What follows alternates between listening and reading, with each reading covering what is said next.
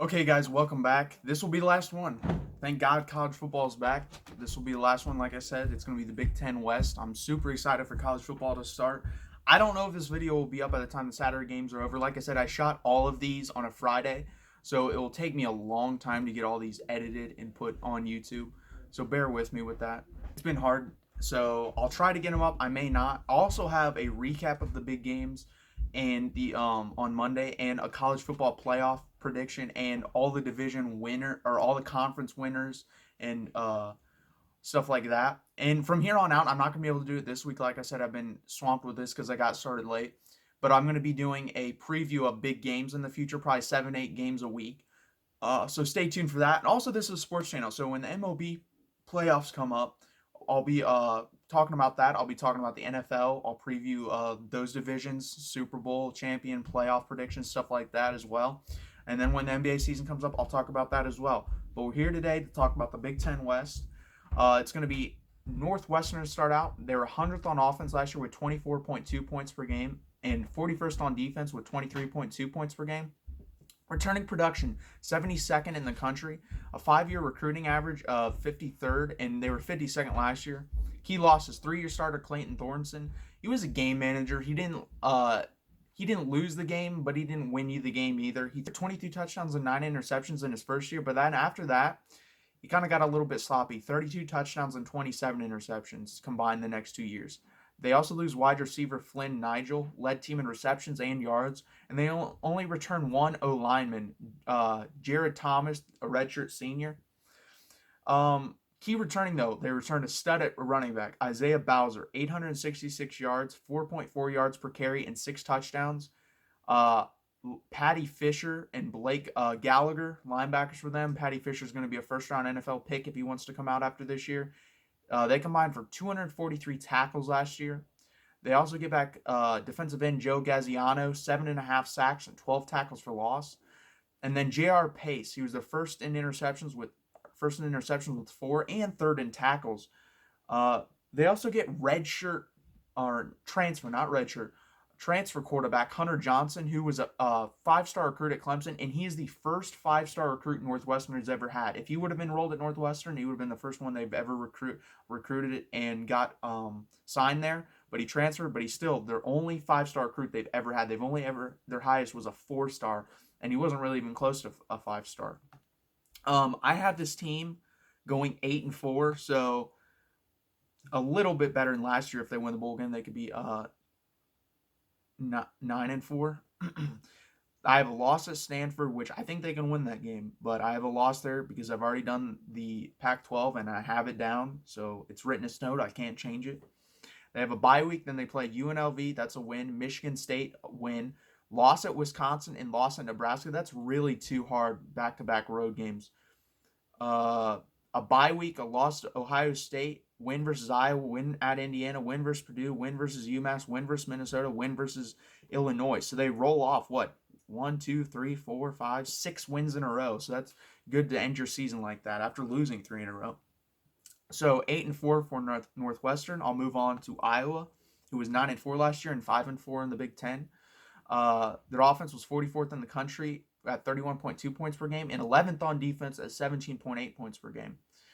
Returning production is 49th in the country, and their 5-year recruiting average is 45th and 41st in 2019. Hopefully they can recruit some more tight ends because they're going to miss the guys they lost. They lost T.J. Hawkinson and Noah Fant, both top 20 picks in the NFL draft. I've never seen 2 tight ends from the same school get drafted in the first round before.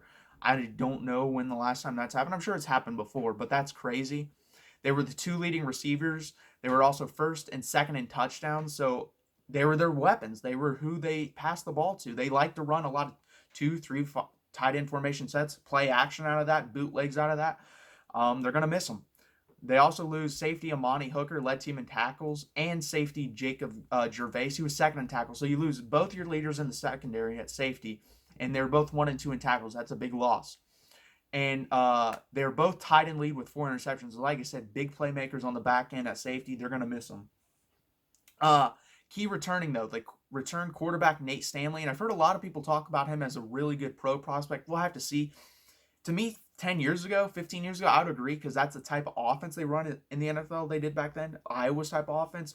a lot of tight ends, a lot of big, bulky offensive linemen. Now you have more speedy, trim fit offensive linemen, and you don't run a lot of tight end sets. A lot of teams don't. They like to spread it out.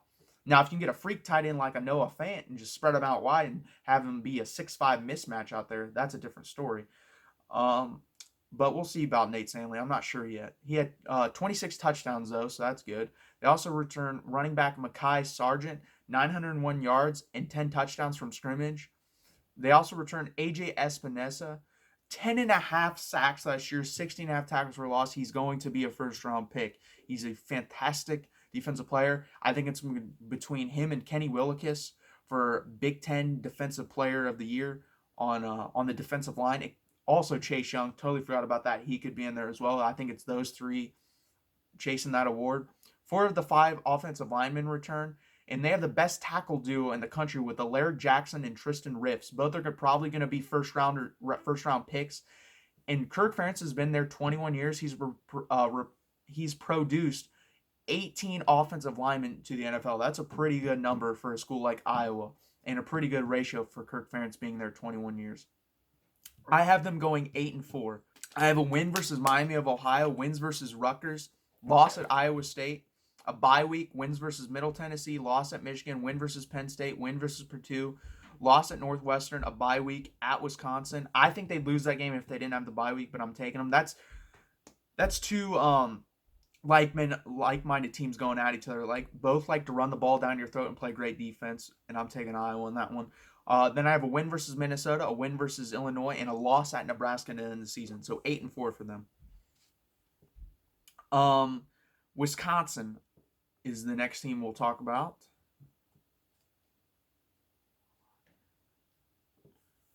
They were 8-5 last year, 5-4 in the Big Ten. Offensive ranked 62nd in the country with 29.7 points per game. Defensive ranked 34th in the country with 22.6 points per game. And that's a down year for Wisconsin. They're usually fantastic lights out on defense. Returning production 29th in the country. 5-year recruiting average is 37th. 28th in 2019. Key losses. They lose 3 out of their 4 starting linebackers. T.J. Edwards, 112 tackles, led team with 3 interceptions as well. Linebacker Ryan Connolly, 2nd in tackles, now in the NFL. Andrew Van Ginkel, fourth leading tackler. He's in the NFL as well. All 3 of them gone. That's a lot of linebackers to replace at a school like Wisconsin, where they usually, like I said, those guys were all juniors and seniors. Or I think they were actually all seniors. That's usually what happens at Wisconsin. You get them freshman year, they don't play that much. You groom them. They play sophomore, junior year, and then their senior is where they take off and then go to the NFL usually. They usually don't leave after the junior year. Key returning, Jonathan Taylor.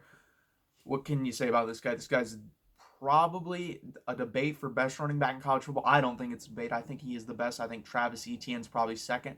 7.1 yards per carry and 16 touchdowns. He's on pace for 900 to 1,000 carries in his career and 62 to 6,800 yards in his career, and also 42 to 45 touchdowns. He's just been a monster every year he's been there. All 3 years he started. They return they return their starting 2 wide receivers in Danny Davis and Jake Ferguson, and actually all 3, AJ Taylor as well. Only returning starting linebacker, like I said, Jack Bond. He's their 3rd leading tackler. He's going to have to step up and take a big leadership role and probably become their leading tackler. And he's probably going to have to take over the play calling assignments from T.J. Edwards when he called him when he was in there, and then Ryan Connolly when he was in there. He's probably going to have to start calling the plays from the linebacker position. And then quarterback Jack Cohn, who had 5 touchdowns and 3 interceptions. He's going to be replacing Alex Hornibrook. Alex Hornibrook was not that good last year. I think this guy's an improvement, but I don't know how much of an improvement. And that's why I have Wisconsin going 8-4, because I don't know what to expect from him. If he's going to be great, they could go 9-3, 10-2. If he's going to be Alex Hornibrook, they could go 7-5, 6-6. They also returned 3 out of their 5 offensive linemen. Both the guards are gone, but the center and the tackles are back, so that's big for them. Like I said, 8-4, wins versus USF, Central Michigan, Northwestern, Kent State, Michigan State, Illinois, Nebraska, and Purdue. And then I have losses at Minnesota, or losses versus Minnesota, Iowa, Ohio State, and Michigan. So 8-4 for them. We'll move on to Purdue. They were 6-7 last year, 5-4 in the Big Ten. Offense was 52nd in the country with 30.2 points per game. Defense was 83rd in the country with 30 points per game allowed. Returning production is 103rd, so they lose a lot. Key recruiting, 59th in the country and 25 in 2019. Jeff Brom's got this thing going in the right direction recruiting-wise. We'll see how the results play on the field, though. And they may lose them by the time they get to see those results. Key losses, David Blau, 25 touchdowns, 10 interceptions, 3,700 yards, and 66.6% completion percentage. This guy was pretty consistent. There were one or two games I watched that he didn't impress me. Then the Ohio State game came along. He impressed me. The opening game versus Northwestern, he really impressed me. So I think he was a good quarterback, and it's going to be tough to replace him. They lose running backs DJ Knox and Markel Jones. They combined for 1,700 yards from scrimmage and 15 touchdowns. They also lose defensive end Jacob Theinman, led them in sacks, and 3 starting offensive linemen leave. So that's going to be hard for them to replace. Key returning, though, they return the do-it-all stud at wide receiver. He can go out, catch a pass, go out. He can go out wide. You can pitch it to him. He can do an end around. He can throw passes. He's a monster. I wish he was recruited by Texas. He was actually committed there at one point. And I have dreams of little Jordan Humphrey, Colin Johnson, and then Rondale Moore in the slot between those two big guys. And, that would have been so nice. But wasn't meant to be, sadly. He had 114 receptions, 1,471 yards from scrimmage, and 14 touchdowns. This guy was impressive on the field. He's impressive in the weight room. I think he squats 600 pounds, and he's 5'9", 170. So it might not even be 170. He might be 160. He's a small guy, and he's a beast in the weight room, beast on the field. He's probably a beast at everything he does.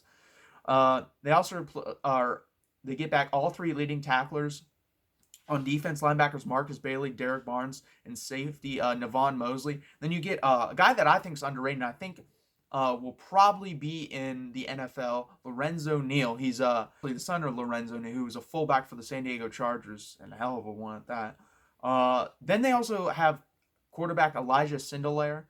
He was a senior, and he has a lot of experience. 18 touchdowns and 7 interceptions in his time starting. And he actually had a quarterback battle with David Blau. So my assumption would be he's pretty close to what you got with Blau. So if he can be that, they can be pretty good this year again.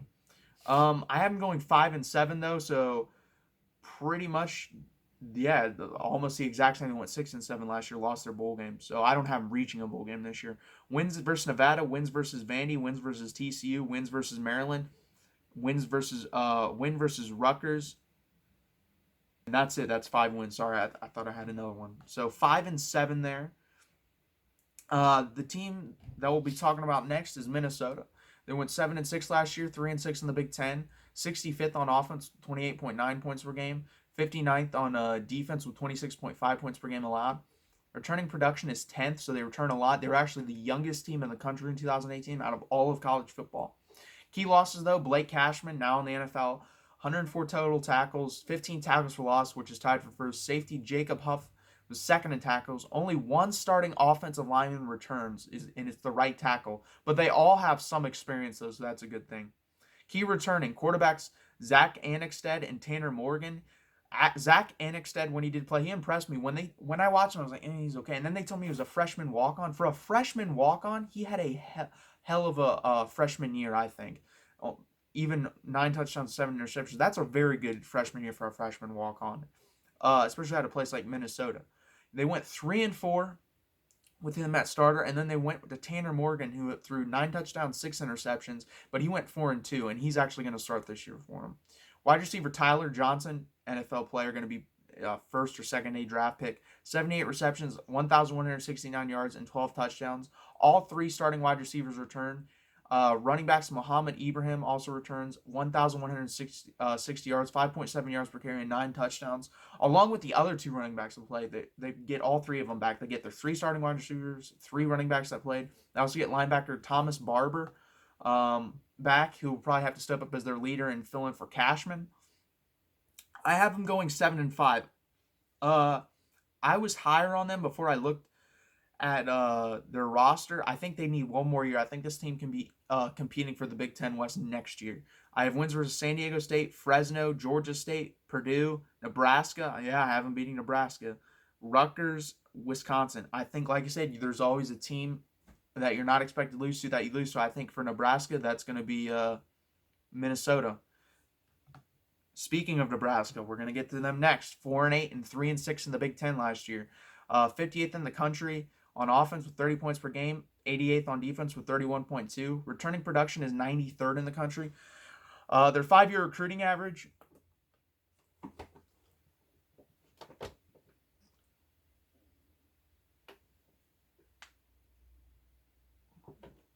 is 24th in the country and 18th in 2019. Key losses, they lose running back Divine Ozebu, who rushed for 1,082 yards, 7 yards per carry, and 12 touchdowns.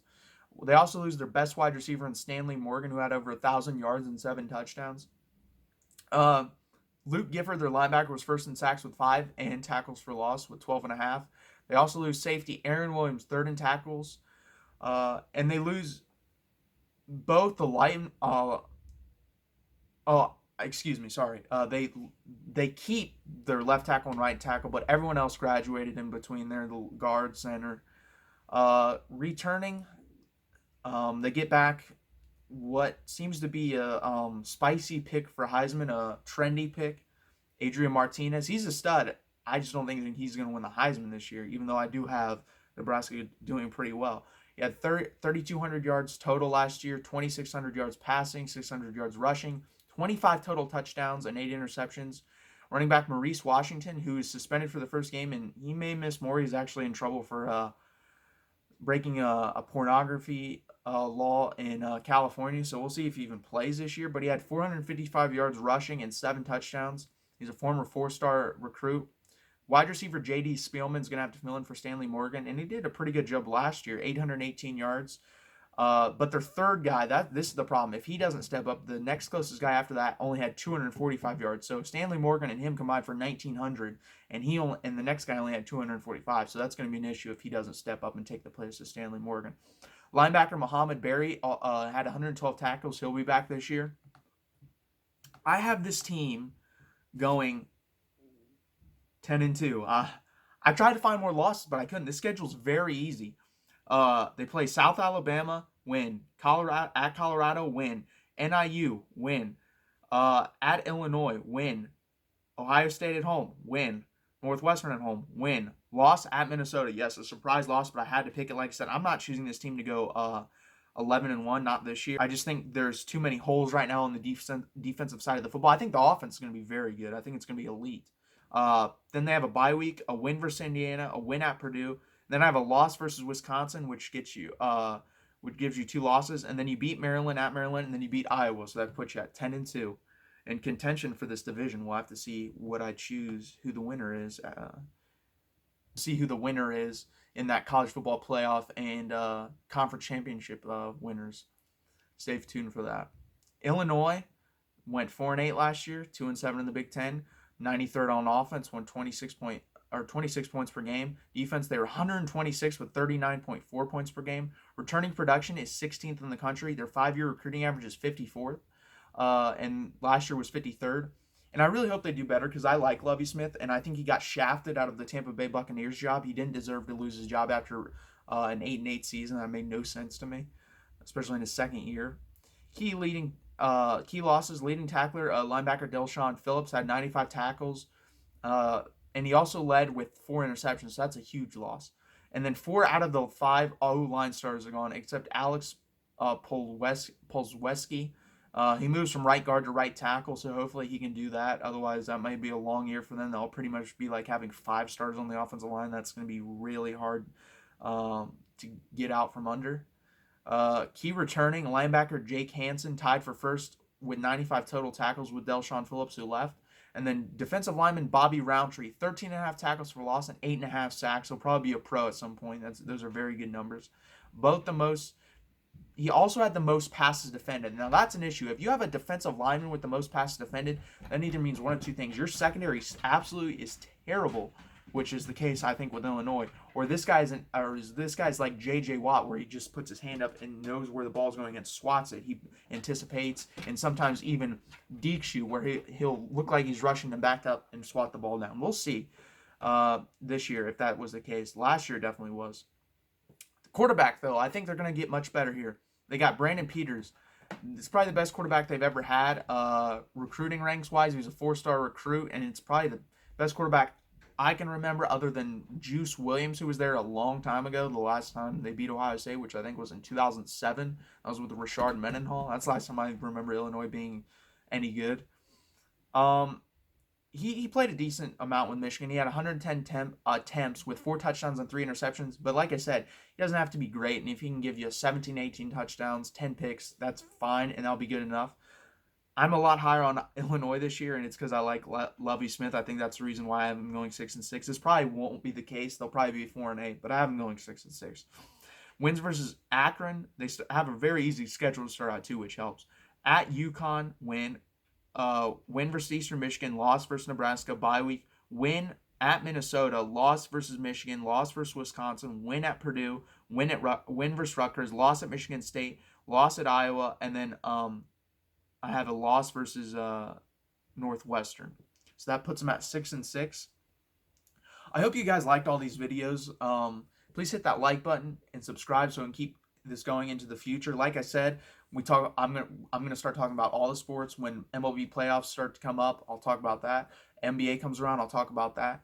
NFL, there will be preview and predictions sometime this week, along with the college football recap of this first week, and also who I think is going to make the college football playoff and who's going to win all these conferences. I didn't have time for a preview video of this week's week 1. I will make preview videos for the rest of the college football week. Pick 7, 8 games a week. Pick them. Tell you the spread on them. Tell you all the important details, what you need to know. I appreciate you guys for watching. Thanks. Have a good day.